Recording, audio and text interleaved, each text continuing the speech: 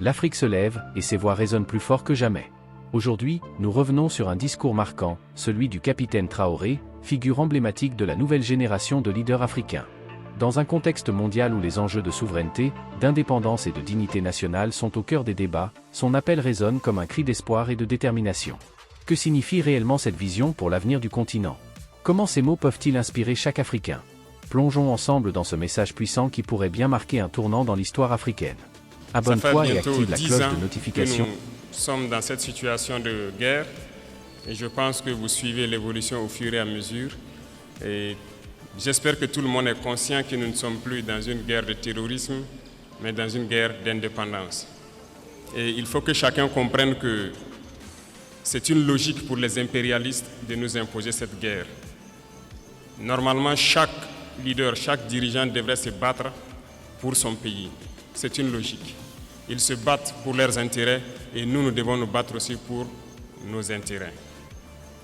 Si nous arrivons à nous développer, à prospérer, ce qui veut dire que là-bas, ils ne pourront pas se développer. Ils vont devoir régresser. Si nous arrivons à transformer demain nos matières premières, ça veut dire que là-bas, des usines vont fermer. Est-ce que vous comprenez la logique?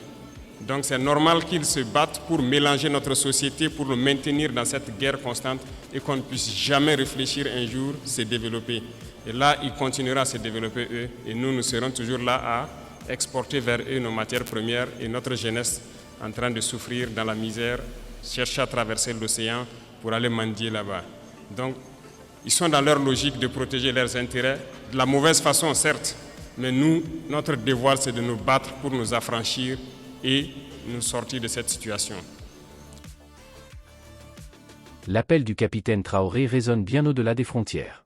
Ce n'est pas seulement un discours, c'est une invitation à l'unité, à la fierté et à l'action. L'Afrique a en elle les ressources, les talents et la volonté de tracer son propre chemin. Mais ce chemin ne se construira que si chaque Africain prend conscience de son rôle.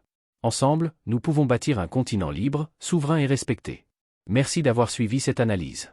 Si ce message vous inspire, partagez cette vidéo et abonnez-vous pour ne rien manquer des prochains sujets qui façonnent l'avenir de notre continent.